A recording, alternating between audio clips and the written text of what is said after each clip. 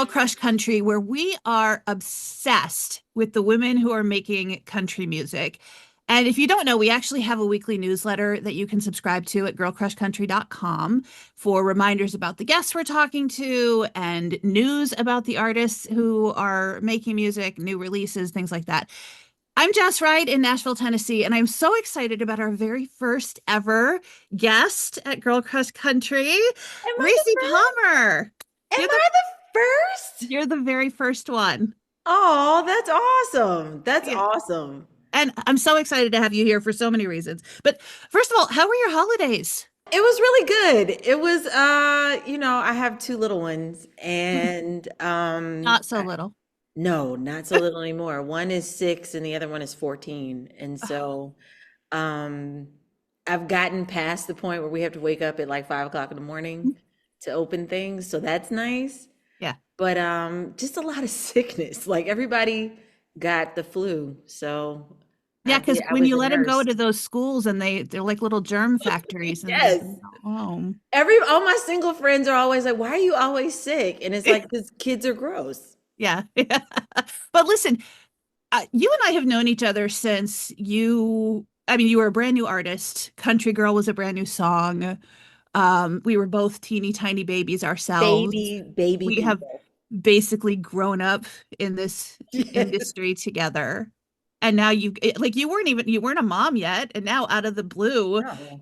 they're practically grown adults. Like, Girl, when I met you, I wasn't even a girlfriend. I was yeah, just a wayward woman yeah, out in these streets.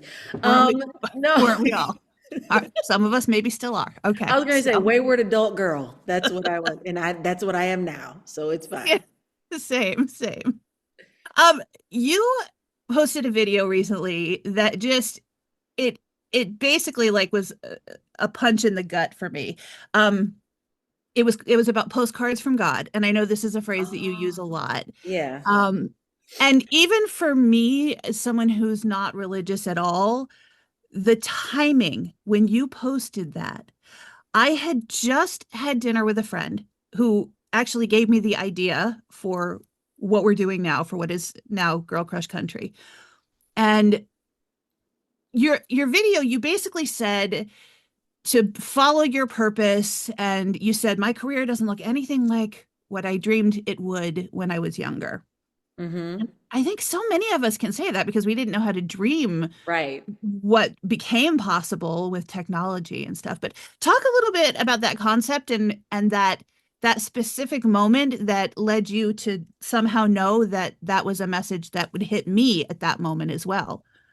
Um, well, first of all, shout out to Lanita, who was the catalyst for that video. She was the one that sent me the message and the subsequent devotional and all that. Like it's, I'm a middle-aged woman now, and Middle age looks a whole lot younger than it did when we were young. listen.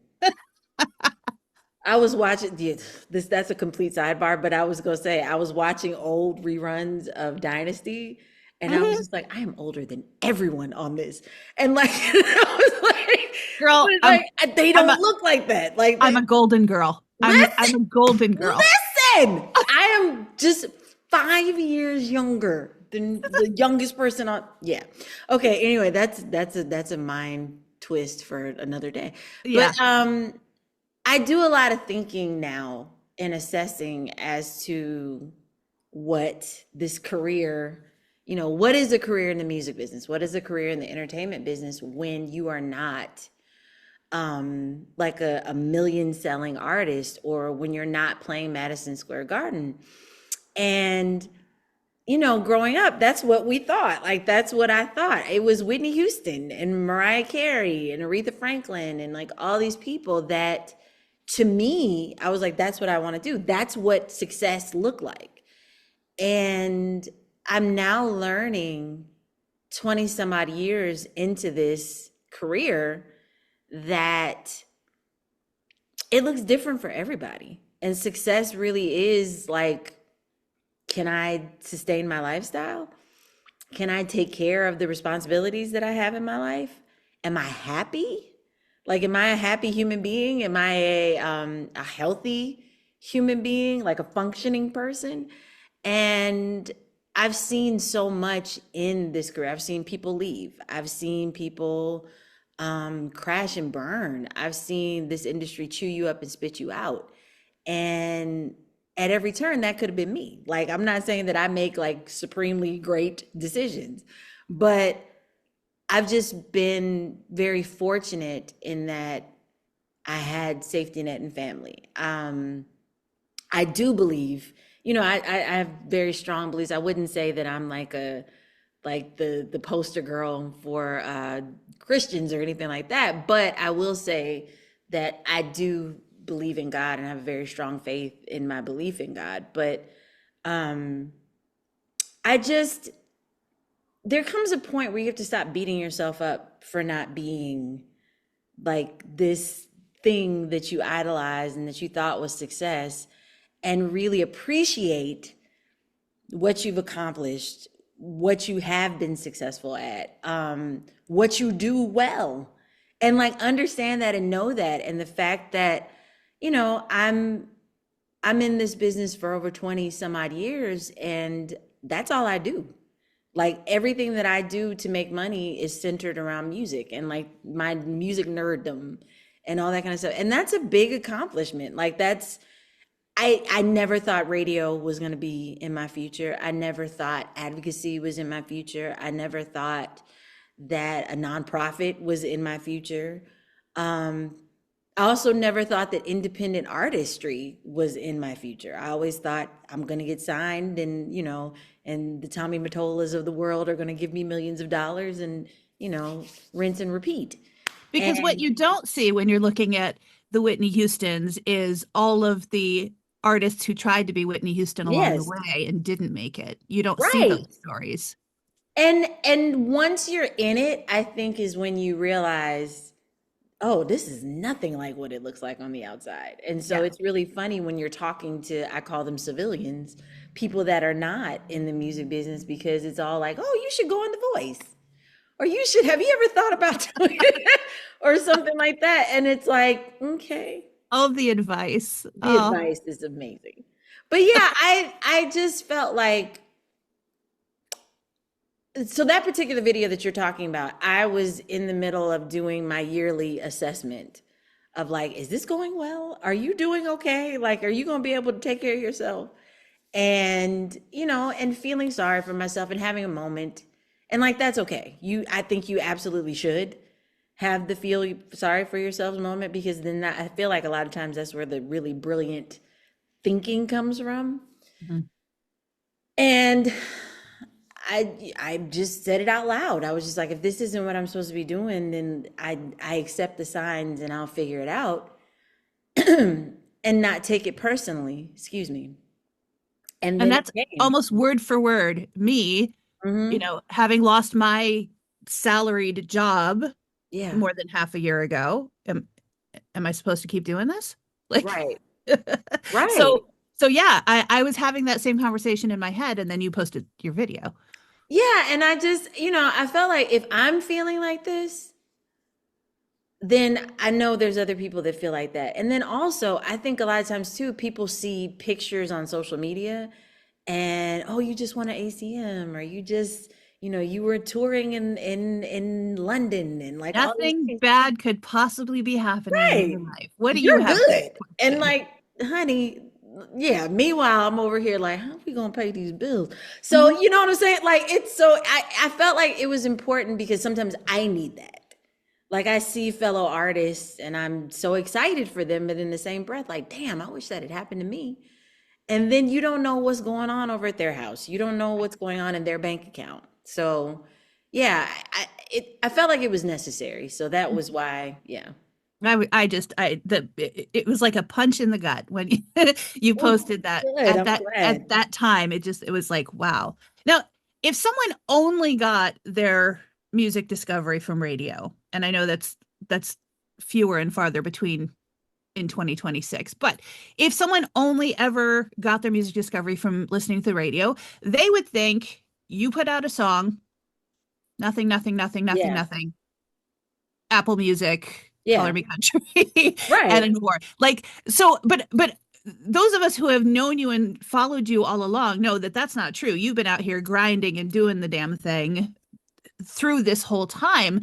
Give us a look at your what your timeline has been, because there was some cool stuff that CMT like Yeah. No, you've been it's doing so been much it's been a stuff. really cool, I again, like a mysterious, it's like riding a roller coaster that you've never ridden before. And like you don't have no idea where we're going. It's dark and like all that. I started in 2007, and when I say started, that means that like that's when the public became aware of me, but I've Right. actually been doing this. I can even take it back further than that. I started writing in Nashville as a assigned writer at 18, in two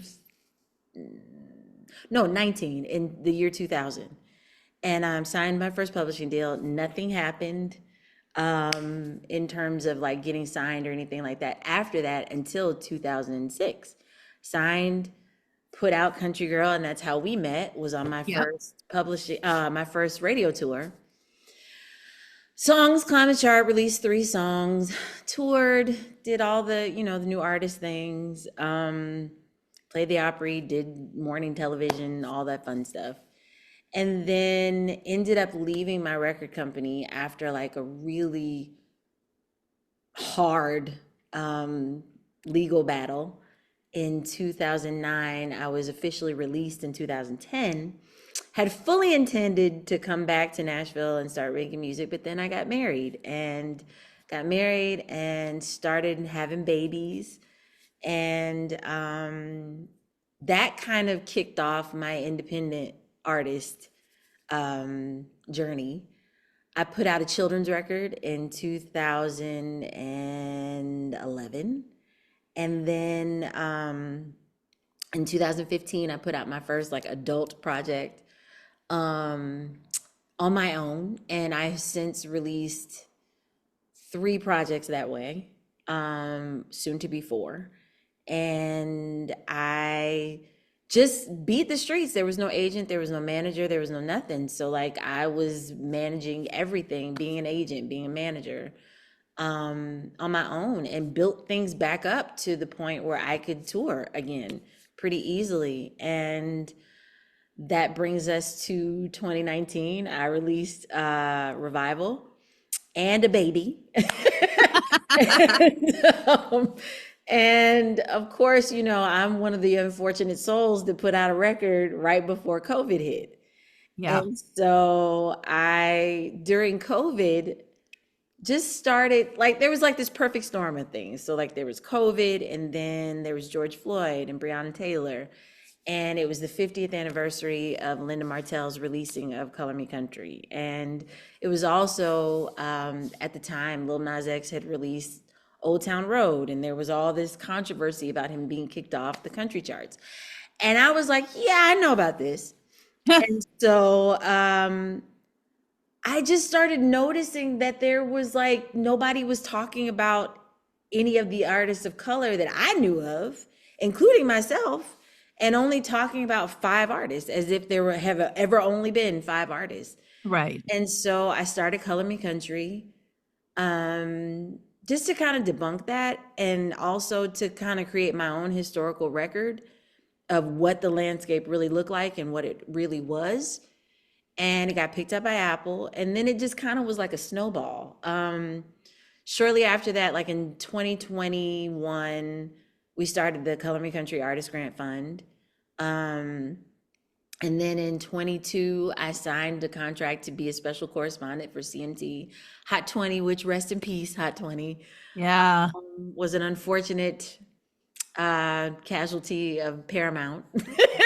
And then I just, from there, hosting kind of picked up, a lot of just talking about what this whole crazy thing is like, as a woman, and also as a woman of color. Mhm. And just honestly, just speaking honestly about it. Like, I don't even feel like I said anything that was like radical or crazy. It's just more so like, this is what my experience has been. And Yeah, it's just kind of built from there. And so I've released more music, and I've been able to kind of turn into like a curator for a lot of things. And Did I see you're um, putting out a book, a Color Me Country yeah, book? there's a book. So Rhiannon Giddens, who has been someone who has been like a Oh, hero love to her. me for a long time, I got to meet her, and she's lovely and just Hmm. really very cool. And she reached out and was just like, "Hey, I have this thing that I want to do, and I want to know if you want to be a part of it." And so I was like, "Yes, girl."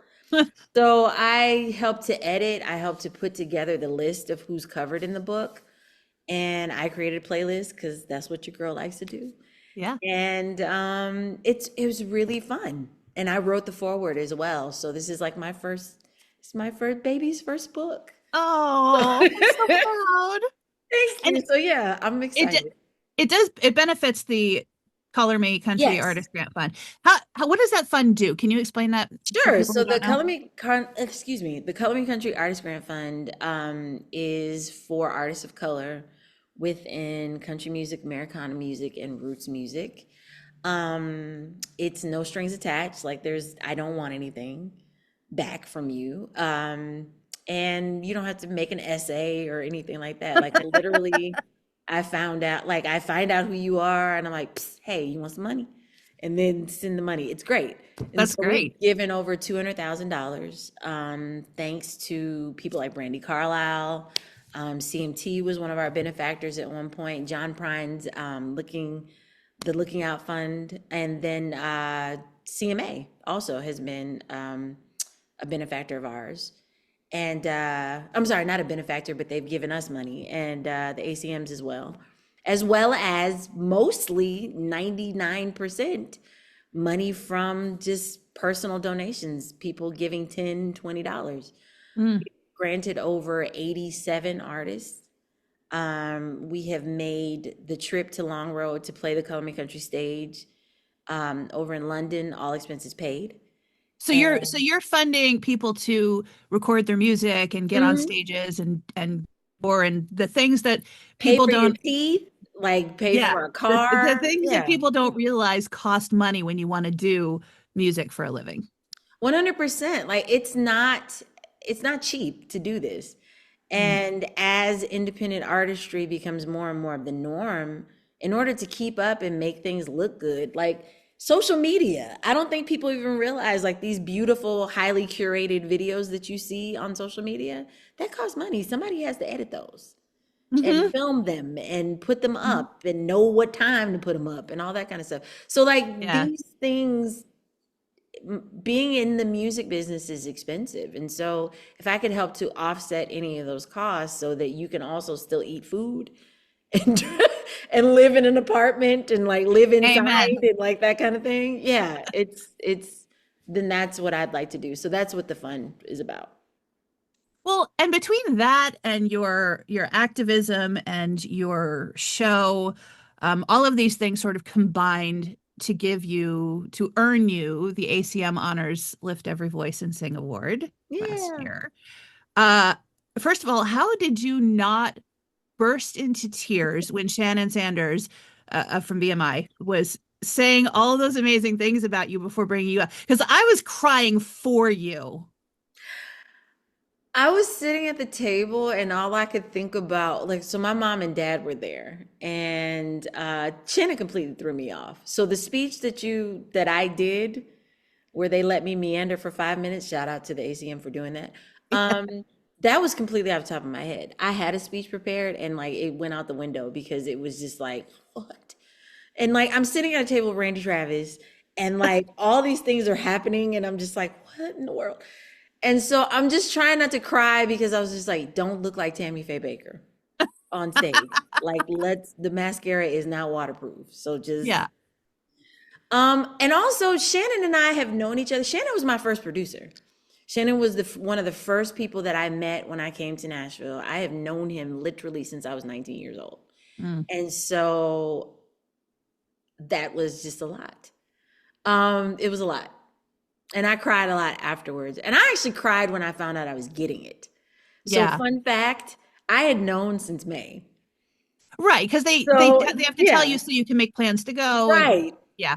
And get tickets and all that kind of stuff. So like so some of that not crying was literally because I'd had months to cry.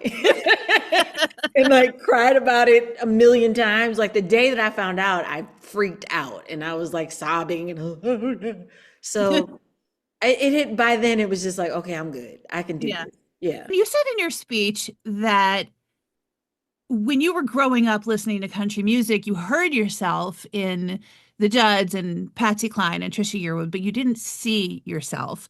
And obviously, we both know how important that representation is. So, what would you say gave you the inspiration, the courage, the drive to make the move to Nashville and pursue country music without that mainstream representation in front of you? It was my managers. My managers at the time. I had two women, they were also black women, that I was working with that I had met when I was in high school in St. Louis, my senior year. And originally they saw me young, young black girl from the suburbs in St. Louis, and like my one of my idols was Mariah Carey, and so they were just like, "Oh, okay, pop," because that's what everybody was doing. That's what Beyonce was doing at the time, and all the girlies, we were all doing pop, and so I started doing that. And the summer after I graduated high school, right before I went to college, we went to New York, me and the two managers, and started recording a demo.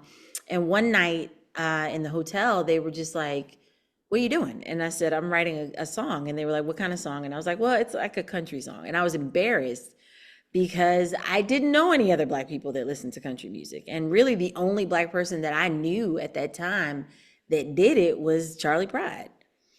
And he was an adult, and so like it wasn't something that like young people like me were doing that I saw. So anyway, I was embarrassed and I told them, and they were just like, they looked at each other and like, "Sing it."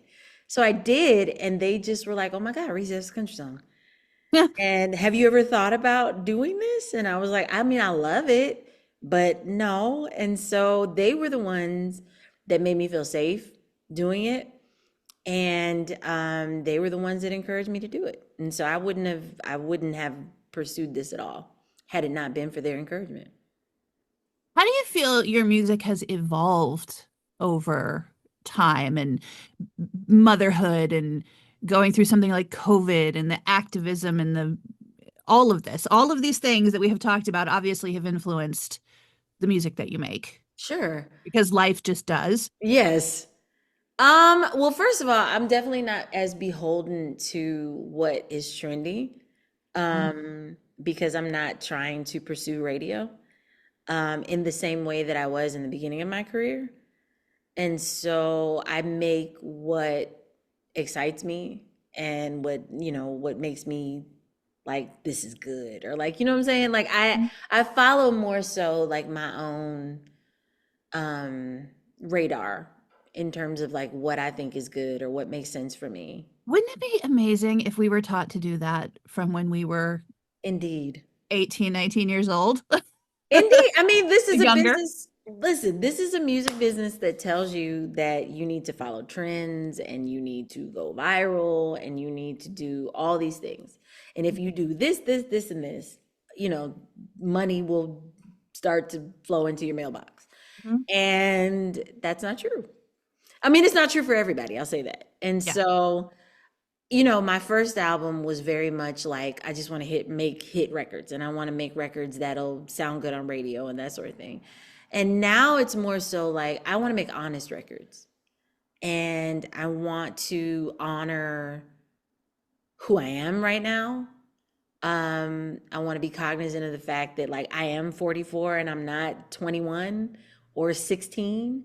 And so I absolutely should not be singing anything that sounds like any of those things because I know better. Yeah. Like it's so, you know what I mean? Like it's just the things that you're saying at 21 should not be the same things that you're saying at 44. For Unless, so many reasons. yes, I mean, unless you're just like this super, like unless you're Buddha or something at 21. But other than that, and how many of us are? I don't think I know a single one. Right. So, the things that matter to me are just different. And also I have children. And so it's important to me to make things that they can hear Mhm. and not be embarrassed by. Yeah. Or like, Ma, why did you do that? Or like, why would you say that? Or that sort Do of the thing. So do yeah. the girls think you're cool? Do they The little one tells me all the time that I'm cool and I appreciate that. yeah. The older one rarely says it. Like every once in a while, like we had a moment the other day where I was getting ready and she was just like, Mom, you're such a baddie. And I was like, Oh, okay. I'll take it. I'll take it. Right. And like she'll secretly, Mom's music is not cool, but she'll secretly, I can hear her sometimes in the bathroom singing a song of mine. And Nice. it just makes me want to just cry a little bit because I'm like, oh, but the little one walks around singing it all the time. Like so Yeah. half of my streams last year came from the little one watching it on YouTube. So yeah. That's awesome. Are they good? Are they interested in music? Are they interested in pursuing You know singing? what's funny? Excuse me, both of them are beautiful singers. Beautiful singers, like way better than I was as a kid. Neither one of them want to do it. Okay. And I'm Maybe, actually okay with that. yeah, maybe they see the struggle Oh yeah. and and it's right in their house. They can see that being they're probably not looking at Whitney Houston, but Yeah, but being Rihanna is not as easy as it looks to be no. Rihanna. I think I've normalized the life for them. And so it's not like this thing that is like, Grace only knows the band that I've Yeah. been playing with. And like Nova was in my belly while I was making Revival. So like they've been in the studio. They know they've been backstage at a gig. They know that this is not like sexy sex, drugs, and rock and roll. It's like it's cold cuts and Diet Coke in a green Yeah. room. So No yeah, glamour. they get it. They get it. Well, let's talk about the new music because you have a brand new EP coming out I in a couple do. of I'm excited. weeks called Perspectives. You had a cool reason for calling it that. I called it perspectives because music changes, words changes, stories change depending on who is telling them. And it changes based on the context. And I think, especially in this particular time where, we as a culture are deciding what stories are worth telling and whose stories are worth telling and whose aren't, I've been thinking a lot about that. And so it started with one song. It started with a song that Alice Randall, the songwriter and author, sent to me and was just like, I think you should cover this. And it was a Chris Stapleton song called Can You Run? And Chris Stapleton's a writer on it, and it is written from the point of view of an enslaved Black man running and asking his love, do you want to run with me? Do you want to run to freedom? And I was like, what an interesting song for Chris Stapleton to sing I was going and to to say, write. yeah. And I was like, this will completely change meanings based on me. I mean, I am the descendant of enslaved people. Mhm. And so I was like, yeah, this is interesting. And then at the same time, this is also during the time that Audra McDonald was playing Gypsy, Mama Rose, on Broadway. And it's the first time they've had a Black cast for this play. And based on when the play was set, it completely changes the meaning because like vaudeville for Black performers was completely different than vaudeville for white performers and Mhm. blackface and like what you're allowed to do and say and where you're allowed to go and like that And sort of thing. where the humor actually came from. Yeah. So yeah, so I heard an interview where she talked about that and she was just like the songs completely change meaning and I was like that. Hmm. And so I decided that I wanted to do this and I had Old Black Southern Woman already that I had written for my next full-length album that comes in a few months, but it didn't fit. And so I was just like, these things make sense together. These are all from different perspectives. So I wrote another song with Shannon called Good to Me about being a 44-year-old person trying to date. That doesn't get any easier for sure. Now that's a No, in fact, I opt out. is this wait, is the song called Dumpster Fire or no? It's just like what are you looking for? Like the Yeah. the whole idea behind Good to Me was like trying to figure out, okay, what do I want? Because like what I wanted originally obviously don't work. And Yeah. so, what do I want now? And like it just really turned boiled down to like just be nice. Yeah. Can you be nice? The bar has gotten so It's low, so low. Like just be nice. and Call me there's still back. so many who can't reach. You know what? That's a whole nother That's a whole other conversation. interview. That's a whole nother interview about the how low the bar is and The how bar hard it is in still is hell. for some people to reach it. The bar is in the subfloor of hell. That's right. So you said also you have another album coming out. I do. I do. It comes out later this year and it's called Survivor's Joy. And it is started out as a divorce record. It did not end that way, which was really nice. Okay, When I cool. was in it, I was like, this is depressing as hell. And Yeah, then the more we wrote and the more I healed and the more like it got better. that's good. So it evolves. So That's good. That's how, I mean, that's how life is. You go through a divorce and it feels like nobody could ever have felt this bad before. Even if the divorce is the right thing, which normally they are. typically They're terrible to go through and you think this is just I'm just going to feel like this for forever. forever. And then wait, no, you don't. Wait, You it's go like, back. is that sun? Is Yeah. that sun outside? Yeah. Yeah, it was dark for a really long time and then it's gotten better. Good. I'm glad. So yeah. And same. Can we Good. do a quick flash round of Sure. questions? I love All flash right. films. Would you rather write with Dolly or Loretta? Ooh. Okay. After having performed both of their songs for like 3 months, Mhm. Loretta. And I'll tell you why. Yeah, I love Dolly. of course. And, Dolly's pen is impeccable. However, Loretta is a special kind of petty that just resonates. Yeah, agreed. Agreed. It just resonates. If a theme song played whenever you walked into the room, what would it be? Ooh, um, the opening line of Nick of Time. Okay. Bonnie Raitt. Dun, dun, dun, dun, dun. 'Cause you Yeah. think it's about to be, and then it's like, no. Like it's Eyes. hi, hey. Yeah, that and yes. Okay.